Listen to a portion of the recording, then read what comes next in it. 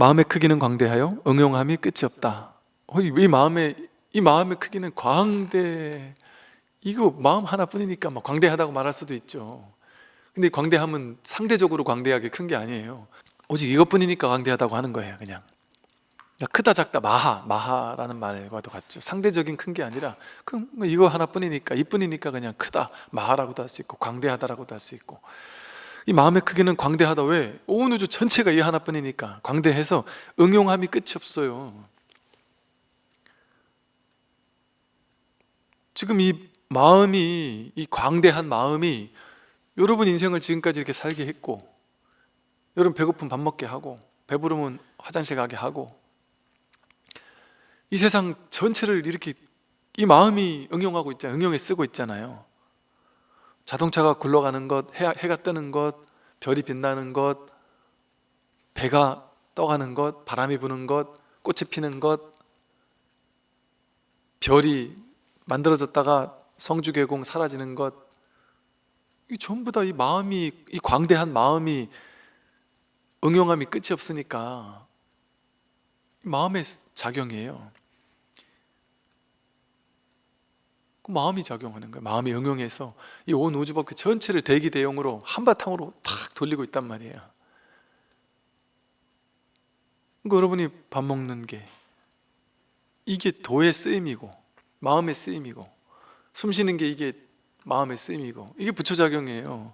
그러니 여러분들이 어떻게 부처 아닐 수가 있어요? 그 분별만 믿지 않으면, 분별 생각만 믿지 않으면 어떻게 부처 아닐 수가 있습니까? 이렇게 작용이 무궁하게 작용하고 있는데 매 순간 한도 끝도 없이 써도 다 쓸 수 없는 작용이 무한한데, 그래서 이 마음의 크기는 광대하여 응용함이 끝이 없죠. 눈에 응하면 색을 보고, 눈에 응해서 색을 보잖아요, 여러분들이. 그죠? 눈에 응해서 색을 모양을 보잖아요. 이게 여러분은 이걸 보면서 내 눈이 저 컵을 보지 이렇게 하잖아요. 근데 내 눈이 저 컵을 보지가 깐난에게도 그런 생각을 해요? 깐난에게 내 눈이라는 생각이 있을까요? 저 컵이라는 생각이 있을까요? 이거 컵이란 이름을 알까요? 깐난에게가? 깐난에게 깐난에게 모르는 게 여러분은 안다는 건 태어난 이후에 배운 거잖아요. 배운 거는 식이잖아요. 식, 분별의식. 그 내가 배운 거 빼고, 분별한 거 빼고 이렇게 본단 말이에요. 이게 마음의 크기가 광대해서 응용하고 있는 거예요. 마음은 다시 말하면 부처예요. 신이고, 이 부처가 여러분 눈에 응하면 색을 본단 말이에요. 이게 지금 내 눈이 저 컵을 본다가 아니에요. 부처가 지금 보고 있단 말이에요. 아, 그럼 저 컵을 부처가 보고 있나? 이것도 생각이잖아요. 보고 있는 이것도 부처고 보이는 것도 부처고, 이 통으로 하나예요. 지금 내 눈이 저 컵을 봐서 인식했다.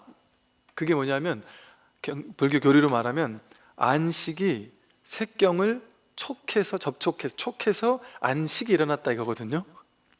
그런데 부처님께서는 눈 깊고 혐없 뜻 육근이 색상의 미축법 육경을 접촉하면 식, 안식, 이식, 비식, 서식하는 식이 일어난다. 그런데 그것은 전부 다 허망하다. 그러니까 무안이비서신의 무색상 미촉법, 무안개 내지 무의식계가 그 소리예요. 없다란 말, 그런 게 없다란 말이에요. 그리고 부처님 교리에서 12처는 공하거든요. 12처는 어떻게 생기느냐? 내 눈이 있고 바깥에 경계가 실제 있는 게 아니라 내 눈을 인연으로 바깥 경계가 있고 바깥 경계를 인연으로 내 눈이 있다. 이게 서로 상호 의존적이다. 여러분, 이게 없으면 이 소리가 나요?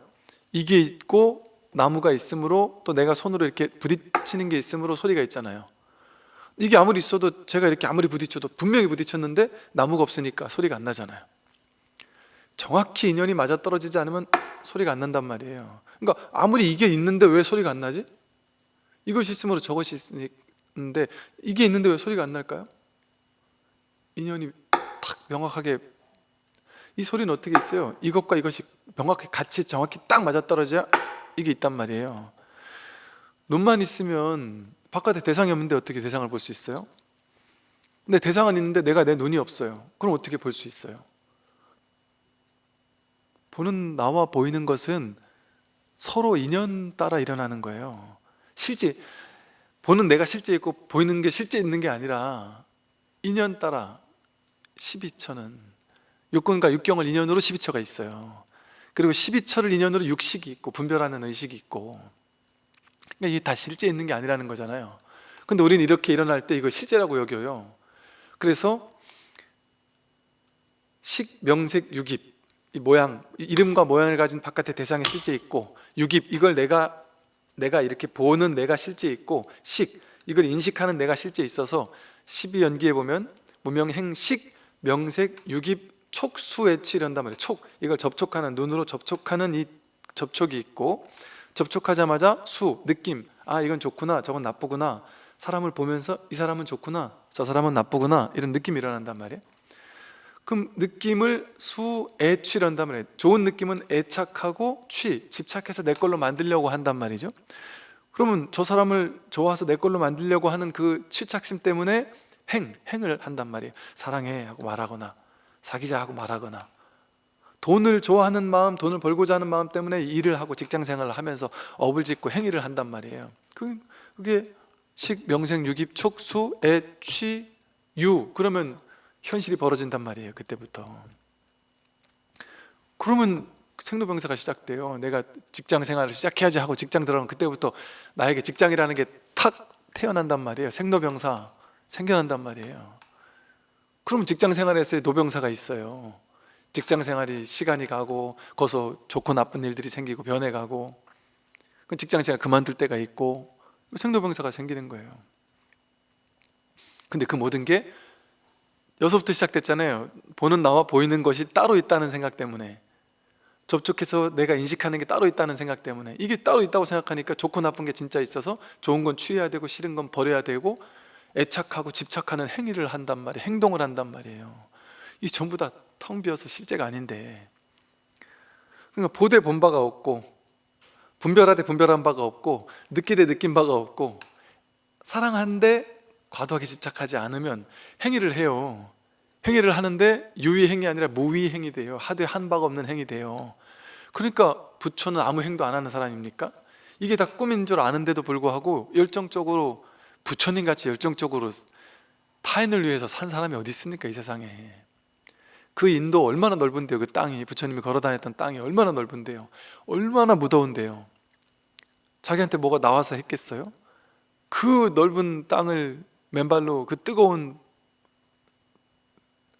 곳을 걸으면서 법을 전했단 말이에요. 사람들에게 이 진실을 눈뜨게 해줬단 말이에요. 부처님도 이거 전부 다 그 할 필요 없다는 걸 아셨단 말이에요. 굳이 안 해도 돼요. 이게 다 꿈이니까. 그게 부처님 첫 설법 때 내가 법을 설할 필요가 없겠다, 이거를 알 사람이 없겠다, 알 사람이 없겠다서도 그렇지만 이게 굳이 설할 필요가 없을 수도 있구나 하는 측면이 있단 말이에요. 본래 다 부처인데. 그런데 그런 생각을 부처님이 딱 한 생각 하니까 범천이 와서 그래도 부처님, 그래도 법을 설해 주십시오. 이게 가짜인데 가짜인지 모르고 진짜라고 착각하는 사람들이 있어서, 그게 괴로움이 아닌데 자기는 괴로움이라고 막 엄청나게 착각하는 사람이 있으니까 그들을 깨우쳐 주십시오 했단 말이에요. 보세요. 제가 매정해서 그런 게 아니라 아까 말씀드렸던 것처럼 강아지 6년을 같이 산 강아지인데 내가 사료 잘못 사준 것 때문에 그걸 먹고 강아지가 죽었는데, 제가 보기에는 그 강아지가 그냥 인연 따라 죽을 때가 된 거죠.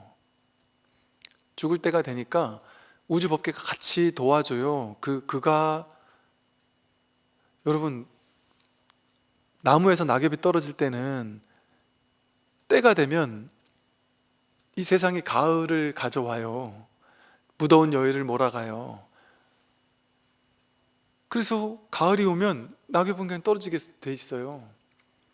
이게 이 우주 전체가 도운 일이거든요. 그것과 똑같아요. 그 강아지가 죽을 때가 되면 주변에서 인연이 그 모든 것이 착착 들어맞게 만들어줘요. 그럼 그 가족들은 아, 이 아이에게 좀 더 색다른 걸 먹여보고 싶다 하는 마음이 들 수 있어요. 그럼 그걸 사는 거예요. 그래서 먹여주는 거예요. 거기 왜 죄의식이 개입돼야 되냔 말이에요. 사자가 배가 고파서 토끼를 잡아먹는데 왜 거기 죄의식을 안고 잡아먹어야 되냔 말이에요.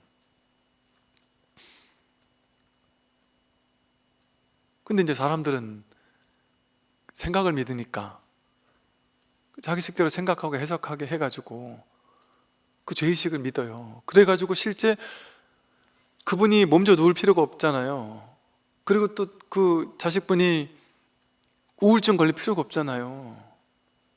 왔다 가는 것에 대해서 아무 우울증 걸릴 필요가 없는 거예요. 몸져 누울 필요도 없고. 그런데 우리는 자기 생각을 믿고 해석을 믿으니까 아무것도 아닌 일, 제가 아무것도 아닌 일이라고 해서 생명을 막 등한시해서 하는 소리가 아니고 그냥 있는 그대로의 일에 대해서 우리는 스트레스를 받아요. 제가 아무것도 아닌 일이라고 하니까 어떨지 모르겠지만 제가 오늘 죽는다고 해도 아무 일도 아니에요. 그냥 제가 어떻게 죽을까요? 인연이 돼야 죽어요. 제가 죽었으면 불쌍하다, 안 됐다, 젊은 날 어쩌고 이런 게 아니라니까요. 때가 돼 죽은 거예요. 아무 일도 아니에요. 제가 죽는 일이 아무 일도 아니라니까요. 이게 뭐 대단한 일이에요. 우리가 사는 게 뭐 그리 대단해요.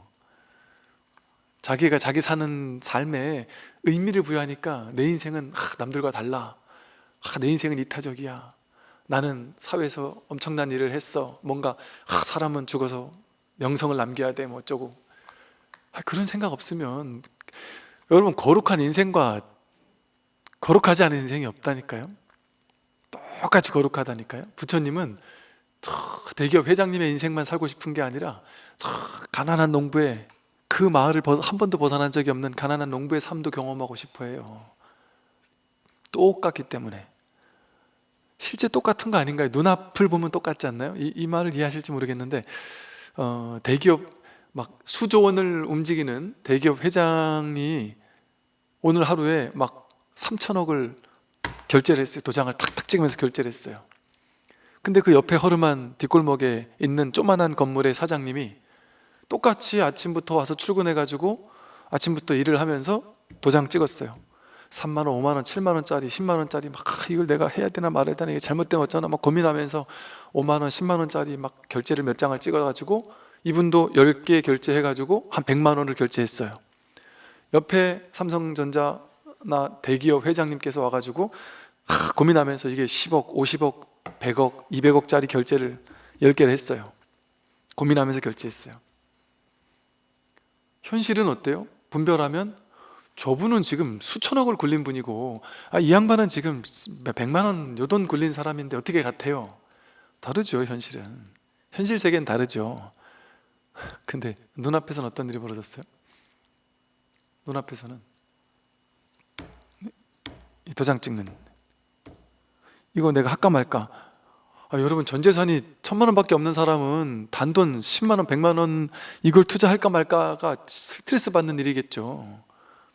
요즘 대학생들은 뭐 대부분 주식을 한다 그래요. 우리 어르신들은 옛날에는 주식하면 그건 다 투기라고 생각했단 말이에요. 제가 그 얘기했다가 진짜 꼰대 소리 들었다니까요. 우리 장병들한테. 스님 그런 거 완전 꼰대 마인드입니다. 야 그건 투기야 투기. 너 군 생활하면서 지금 군에서 벌어봐야 얼마 번다고. 너 지금 학비 내기도 힘들 판인데 지금 그걸 가지고 투기를 한다는 게 말이 되냐 이런 소리 옛날에 했다가 제가 반성했습니다. 이게 꼰대 마인드구나. 모르겠지만 뭐가 맞는지 모르겠지만 맞고 틀린 걸 떠나서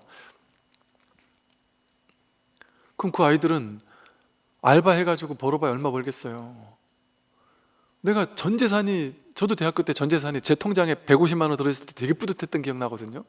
왜 항상 30만 원 50만 원 왔다 갔다 하면서 그거 아껴서 쓰다 없으면 부모님한테 용돈 타고 알바도 하고 막 이러면서 또 한 50만 원 채워지면 기쁘고 그랬다니까요. 그러다 어느 날인가 150만 원이 통장에 탁 찍혔는데 와 이게 얼마나 든든하든지 통장에 10만 원에서부터 이게 100만 원까지 늘어날 때까지의 그 기쁨은 말로 표현할 수 없더라고요. 그 통장을 막 계속 들춰보면서 너무 기뻤던 것 같아요. 그 100만 원밖에 없는 대학생이 주식을 50만 원짜리 주식을 샀다. 그 얼마나 큰 고민을 하겠어요. 엄청난 고민을 해가지고 그걸 딱 결정하겠죠. 그런데 막 대기업 펀드 매니저들이 막 수백억, 수천억을 막 사고 팔고 한다. 그 사람들이 똑같이 스트레스 받겠죠. 근데 그 사람들이 예를 들어 막 10년, 20년, 30년 했다. 그러면 조금 무뎌질 거 아니에요. 근데 처음 투자하는 100만 원밖에 전 재산 없는 대학생이 처음 50만 원 투자할 때 얼마나 바들바들 떨겠어요. 그 에너지는 누가 더 낭비가 크겠어요. 수천억을 하는 사람보다 이 사람이 더 낭비가 클 수도 있어요. 근데 이 세상은 그런 물질 세상이 아니에요. 마음의 세상이지. 마음의 세상이에요. 펀드 매니저가 평생을 수조 원을 왔다 갔다 평생을 했는데 실제 그 사람이 한 일은 뭐예요? 다른 회사 기업에 돈을 막 수백억 수천억을 막 벌어도 주고 막 했는데 뭐 제가 듣기로 무슨 뭐 애널리스트인가 뭐 이렇게 주가가 좋으니 나쁘니를 전망해 주는 사람들이 있대요. 근데 그 사람들이 이제 나름 딱 전망해서 이렇게 매주마다 뭐 매달마다 이렇게 나름의 이렇게 뭐 보고서를 내나 보죠. 근데 그게 맞냐 틀리냐 가지고 등수를 매긴다는 거죠. 그 등수가 높은 걸 잘 맞추는 사람은 연봉이 막 엄청난 연봉을 받기도 하고, 그걸 조금 덜 맞추는 사람은 연봉이 몇 천만 원 받기도 하고 그런다는 거죠. 그걸 평생을 했어요. 근데 그 사람은 엄청난 돈 막 수조 원이 내 손에서 왔다 갔다 했어요. 그럼 실제 그 사람 인생에서 벌어진 일은 뭘까요? 그 돈이 진짜 왔다 갔다 한 거겠어요? 그럼 머릿속에서 수많은 정보가 그냥 이렇게 왔다 갔다 한 거잖아요. 거의 그 대기업 회장님도 똑같지 않을까요? 실제 내 눈앞에서 산 눈앞의 삶은 어때요? 그냥 도장 찍은 거예요. 조만한 회사 사장님도 도장 찍은 거고 그 사람도 도장 찍은 거란 말이에요. 현실에서는 다르지만 즉 똑같단 말이에요. 우리가 대학생이 10만 원 가지고 덜덜덜 떠는 거 하고 대기업 회장님이 수조 원 가지고 떠는 거 하고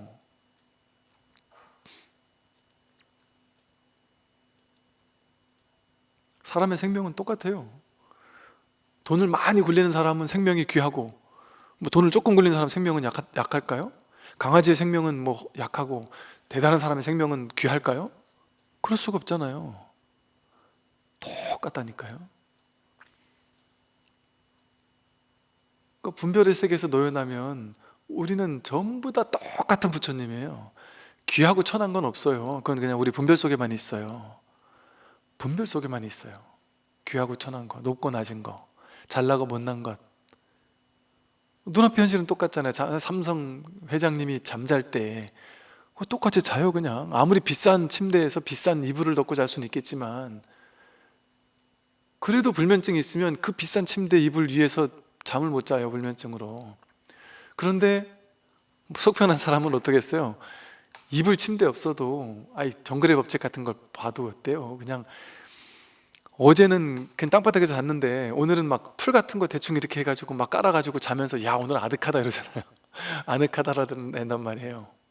침대도 없는데 이불도 없는데 돈도 들이지 않았는데 아늑하다고 생각한다니까요. 그러면 막 수천만 원짜리 침대 위에서 자는 거 하고 불면증에 시달리면서 자는 거 하고 그냥 대충 텐트 치고 자는 거라도 너무나도 행복하게 자는 사람하고 똑같이 잠자는 거 아니에요? 어쨌든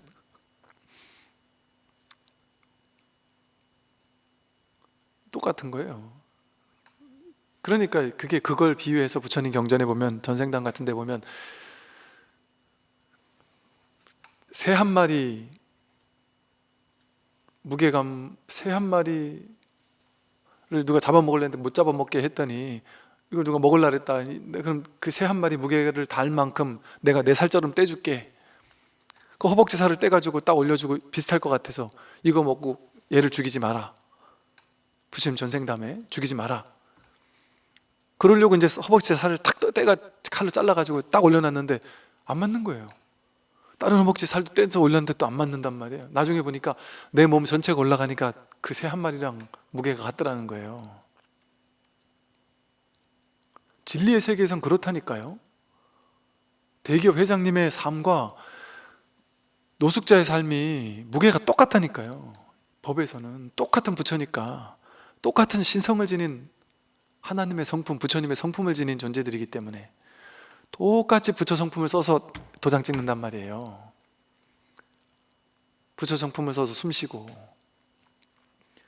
그러니까 이 진리는, 진리를 말하면 사람들은 비웃어요. 저 스님은 바보 아니야? 대기업 회장님이 도장 찍는 거하고 뒷골목에 있는 조그마한 사람이 도장 찍는 거 10만 원 왔다 갔다 하는 도장 찍는 거하고 그게 어떻게 똑같을 수가 있나? 엄연히 다르지. 이렇게 생각한 분별의 눈으로 보면 다르죠. 근데 법의 눈으로 보면 다르지 않단 말이에요. 그러니까 성인들은 갖가지로 늘 분명해서 모두 자기 마음을 떠나지 않아. 이 마음 하나, 부처 하나, 이 작용 하나를 떠나지 않아요. 그래서 이 마음의 크기는 광대해서 응용함이 끝이 없어서 눈에 응하면 색을 봐요. 귀에 응하면 소리를 들어요. 코에 응하면 냄새를 맡고 혀에 응하면 맛을 알아요. 보는 것, 듣는 것, 냄새 맡고 맛보고 감정 느끼고 생각하는 것, 이게 부처 작용이에요.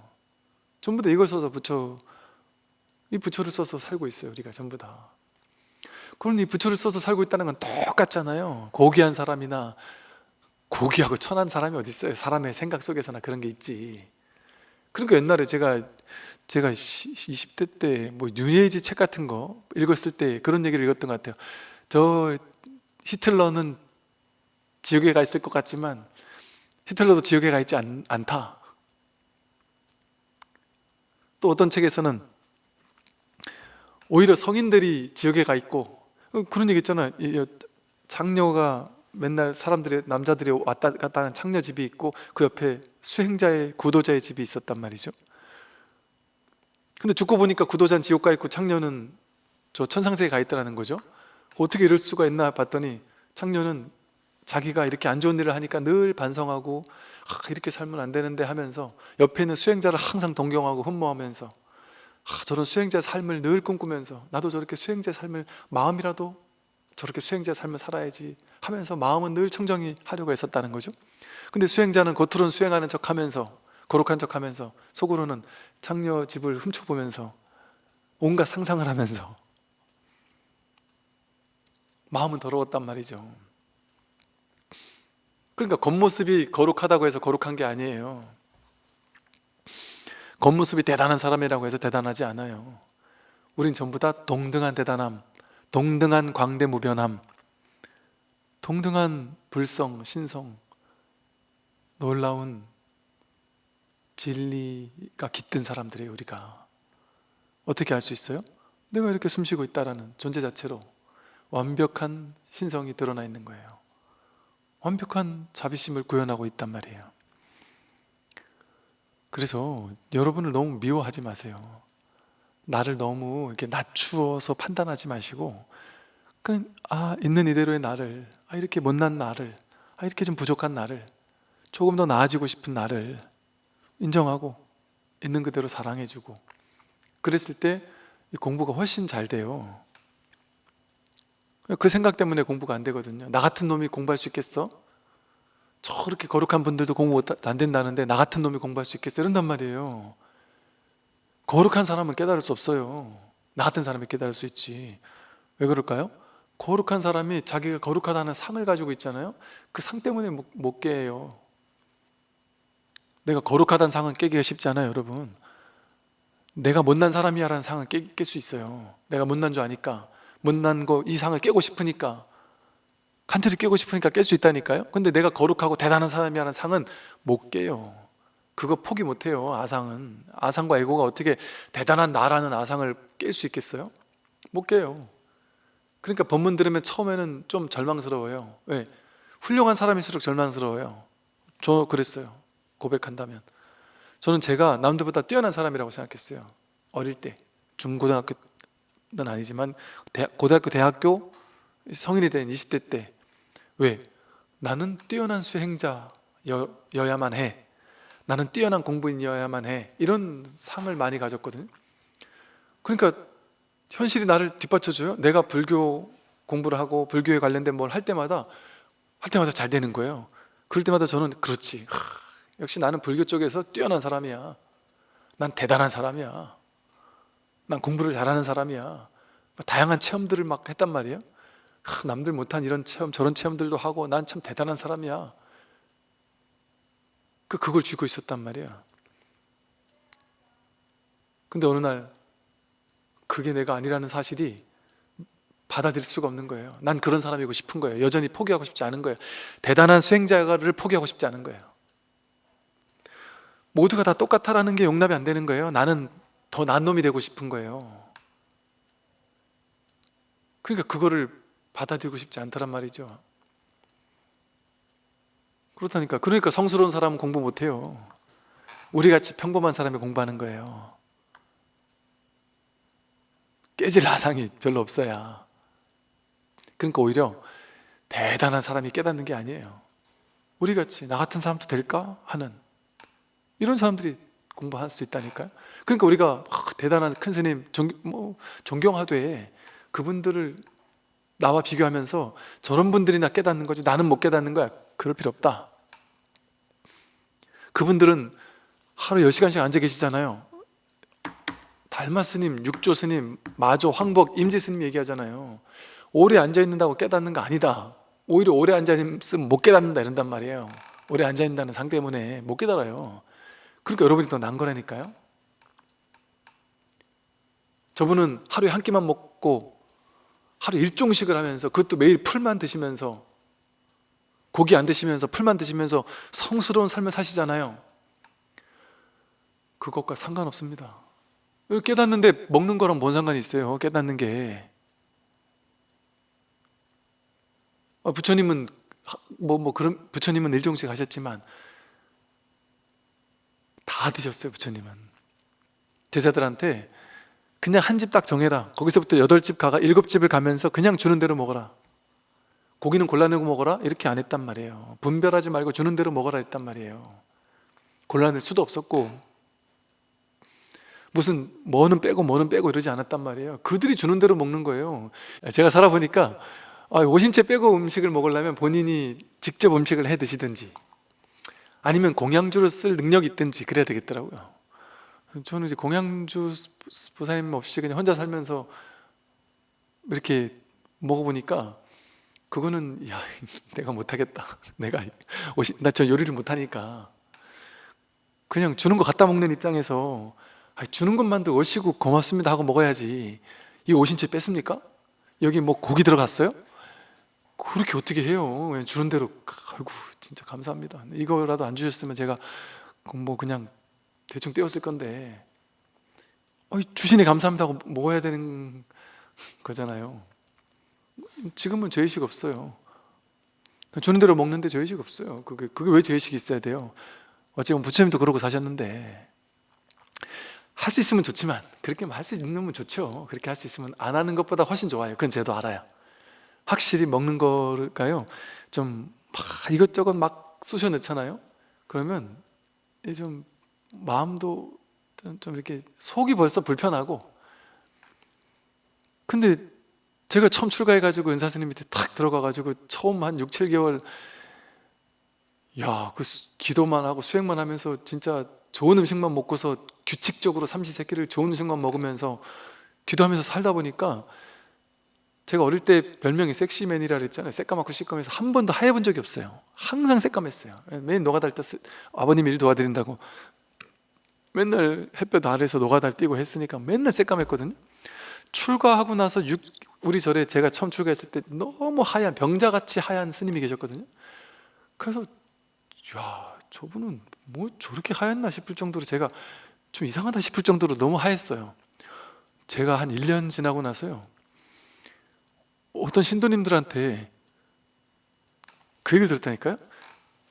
스님, 그 스님보다 스님이 더 하얀데요? 제 인생에 처음 들어본 소리였어요. 하얗단 소리를. 제 인생에서 하얗단 소리 처음 들어봤어요. 에이, 그 말이 되는 소리예요? 그래서 거울을 보고 사진을 찍어봤다니까요. 그때 제가 그렇게 안 좋은 음식 안 먹고 정말 늘 기도하면서 삼시세끼 딱 좋은 음식만 챙겨 먹고 살아보니까, 그전에는 제가 대학생이었으니까 막 술 먹고 하지 않았겠어요. 제대로 음식도 못 챙겨 먹지 않았겠어요? 그러다가 좋은 음식 챙겨 먹고 사니까, 계율을 지키며 살아보니까 확실히 좋다니까요. 당연히 좋긴 좋아요. 제가 딱 증명이 되더라니까요. 확 티가 나요 벌써. 그런 좋은 점을 제가 없다는 얘기를 하는 건 아니에요. 그런데 부처님처럼 주는 대로 먹어도 도인이 될 수 있단 말이에요. 그게 절대적인 필요 충분 조건인 건 아니에요. 그러니까 부처님도 계율을 지켜라, 그러나 계율을 범할 줄도 알아야 한다 그랬단 말이에요. 그리고 조사 스님들도 그랬잖아요. 어떤 조사가 그 다음 때 조사될 사람 찾아갔을 때 이 사람은 계율을 잘 지키고 수행을 열심히 하고 하는 사람이다. 근데 야, 그거 한다고 도인 되냐? 오히려 끄중했단 말이에요. 나는 매일 한 끼를 먹지 않지만 막 먹지도 않고, 나는 게으르게 살지도 않지만, 너무 정진하지도 않지만 그렇다고 게으르지도 않고, 맨날 좋은 음식만 먹지도 않지만 아무거나 막 처먹지도 않는다. 그게 공부인의 살림살이거든요. 그거 어때요? 여러분의 살림살이랑 똑같지 않나요? 물론 이제 방편으로 이제 처음 수행하는 사람들은 이제 그런 어떤 것들이 계율이 분명 도움되는 점은 있어요. 그러나 이제 이 본질적인 법의 입장에서는 여러분이라고 해서 그런 게 걸맞지 않지 않아요. 그러니까 대단한 위대한 스님은 대단하고 나는 별로다, 이런 생각이 바로 자기가 만든 착각이에요. 그런 차별은 없어요. 전 진짜 제가 봤을 때 제가 이제 지금 와서 보니까 여러분들이 그런 생각 가지잖아요. 스님들은 정말 청정하시게 수행만 하고 사니까 더 빨리 깨달을 거고 더 훌륭할 거고. 제가 봤을 때 지금의 시대에는 제가자들이 더 깨닫기 쉬울 수 있어요. 스님들은 장애가 있어요. 장애가. 스님이라는 상이 있어서 공부하기가 좀 더 쉽지 않을 수도 있어요. 나보다 안목이 더 뛰어나면 제가자면 어떻고, 이제 막 20대면 어때요? 이제 막 출가한 스님이면 어때요? 지금 제가 이 자리에 안목이 정말 확실한 20대 30대 젊은 친구가 출가했었는데, 그 친구 안목이 너무 참 아름답고 좋아서 제가 출가 별로 마음이 없다고 하는, 출가하는 게 좀 좋지 않겠냐, 강요는 아니지만 한번 생각해 보세요 라고 했던 사람이 있었어요. 왜? 딴 사람들은 오면 하지 말라래거든요. 어지간하면 출가하지 말라래요. 왜? 출가할 필요 굳이 없다. 제가저로 공부하기가 얼마나 좋은 세상인데 지금 출가를 굳이 하느냐. 근데 이제 이분처럼 공부가 어느 정도 된 사람 같으면 출가하는 게 나쁘지 않단 말이죠. 그래서 아무런 차별이 없어요. 진짜 공부에 재능이 있고 재능 없는 게 아무런 차별이 없어요. 세속은 머리 좋고 나쁜 거에 따라서 좋은 대학 나쁜 대학이 결정져요. 운동 잘하냐 못하냐에 따라서 운동선수 되냐 못 되냐가 결정되는데, 이 공부는 전혀 상관없어요. 스님이냐 아니냐 상관없고, 남자냐 여자냐 상관없고, 공부한 지 30년 됐냐 이제 막 시작했냐 아무 상관없다니까요. 심지어 기독교 신자나 불교 신자냐 아무 상관없어요.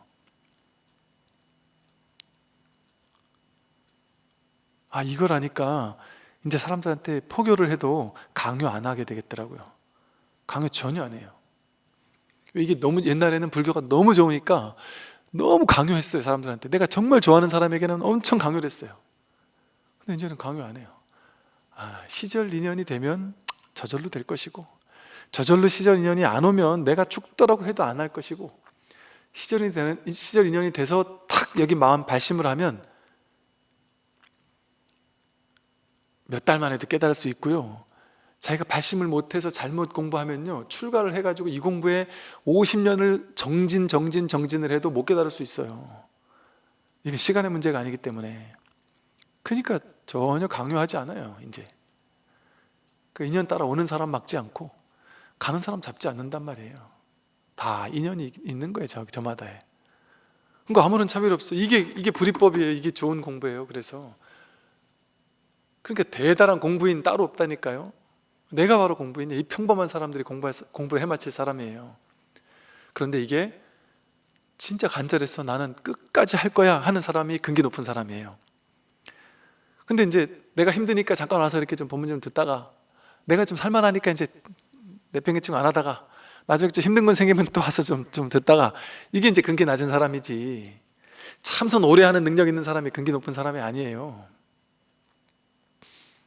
그래서 천천히 해도 괜찮으니까 오래오래 정진할 수 있는 사람, 더뎌가도 괜찮으니까, 내가 평생토록 내가 이 공부가 내 인생이니까, 내가 내 인생 공부하는 거니까, 내 괴로움 공부하는 거니까, 죽는 문제 해결하는 공부, 자기가 죽는 거잖아요.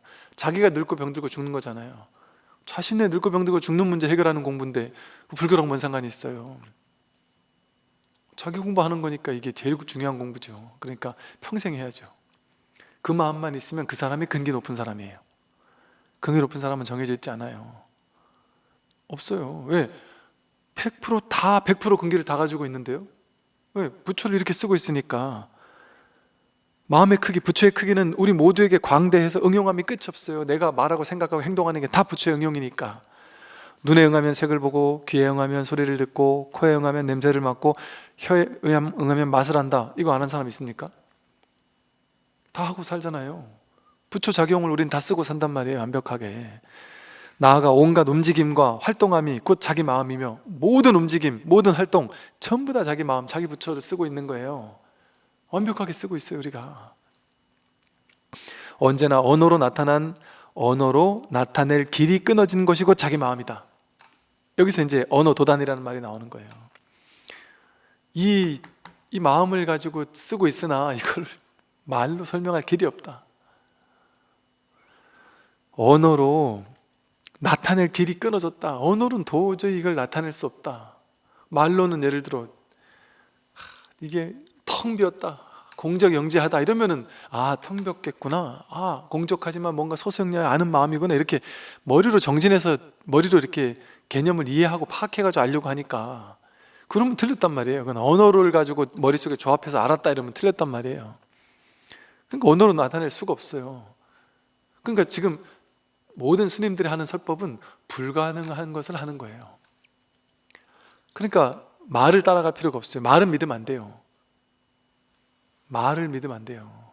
말은 달을 가리키는 손가락과 같아서, 손가락은 참고해가지고 손가락이 어딜 가르치는지 저기를 봐야지, 손가락은 그냥 참고만 했다 버리는 거예요. 팔만대장, 그러니까 옛날 조사 스님들이 뭐 팔만대장경은 무슨 뭐 똥을 닦는 휴지만도 못하다니 이런 말을 쓴다니까요. 얼마나 불경스러운 말이에요. 얼마나 불경스러운 말이에요. 근데 진리에선 그게 맞는 말이에요. 그러니까 말에는 빠지면 안 돼요. 말을 애지중지해가지고 내가 다 귀하게 여기면서 그걸 다 쥐고 살면 안 된단 말이에요. 말로 표현할 길이 없는 거예요, 이거는. 그러니까 무수히 많은 말을 가지고 이 말 저 말 이렇게도 표현해보고 저렇게도 표현해보고, 이 법을 현실로 드러냈을 땐 이렇게 또 설명할 수 있겠구나, 저렇게도 설명할 수 있겠구나, 온갖 다양한 방법으로 이렇게도 저렇게도 하지만 다 같은 말을 하고 있는 거예요. 이 법 하나를 드러내고 있는 얘기만을 하는 거예요. 제가 평생토록 설법을 해도 맨날 똑같은 얘기밖에 할 게 없어요. 이거 말고는 할 얘기가 없어요. 근데 막 이렇게도 얘기해봤다가 저렇게도 얘기해봤다가 그럴 뿐이지. 그러니까 듣는 여러분 입장에서는 제가 비유 드는 거에 관심 있는 사람들은 스님 맨날 똑같은 얘기만 하지, 똑같은 비유만 든다 이러잖아요. 비유는 관심 갖지 마세요. 그냥 그 비유가 나타내주고자 하는 낙처, 왜 저 비유를 자꾸 드는 거지? 그 비유가 나타내는 낙처, 제가 자주 드는 비유는 그 비유가 나타내는 놀라운 낙처가 있기 때문에 그래요. 맨날 똑같은 비유를, 물과 바다의 비유, 맨날 똑같은 얘기를 하는데 어느 날 스님, 왜 자꾸 스님이 물과 바다 얘기를 하나? 왜 그 얘기 그렇게 하나? 왜 그렇게 거울 얘기를 하나? 이래서 그렇군요. 옛날 조사 스님들이 깨달은 얘기 보면은 어떤 구절에서 깨달았다 이러거든요. 근데 그 얘기를 나는 뻔히 지금 듣고 있는데는 못 깨달아요. 그러니까 그분들이 그 구절을 5년 동안 10년 동안 스승 밑에 있으면서 100번, 1000번, 10,000번 들었던 거예요. 100번, 1000번, 10,000번 들었는데 그 뜻을 몰랐단 말이에요. 근데 어느 날 원호 선사가 제가자가 찾아와서 그 제가자에게 이 법을 설명해 주려고 소기 얘기를 했단 말이에요. 소가 하고 부르면 자기 낭군님이 알아주기를 바라는 마음으로 소가 하고 부른 거다. 소개는 뜻이 없다. 소가 하면 소기가 쫓아오라는 게 아니다.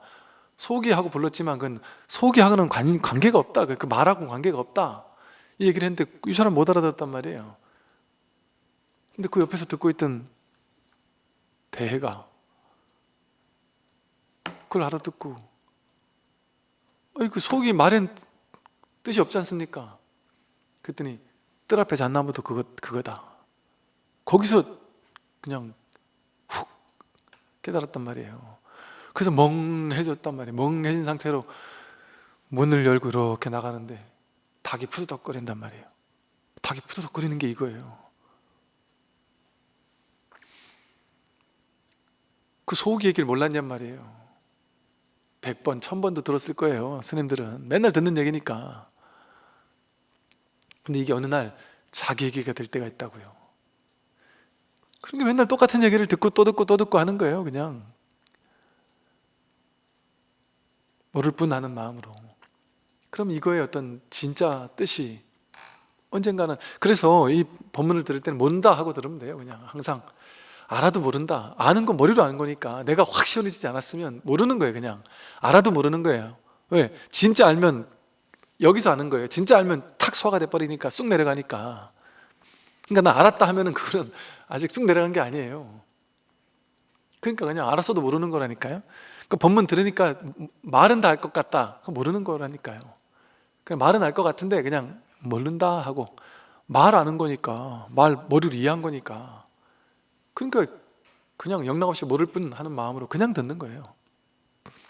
그러다 보면 이게 이제 자기 소식이 될 때가 온단 말이죠.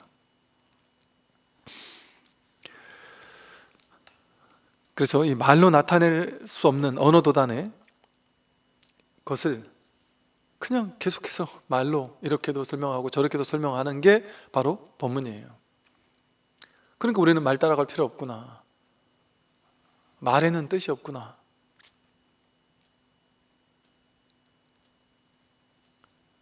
그래서 말에서 노연하게 될 수가 있단 말이죠. 요 다음 부분은 좀 설명이 필요한 부분이라 다음 시간에 다시 하겠습니다. 오늘 여기까지 말씀드리겠습니다. 성불하십시오.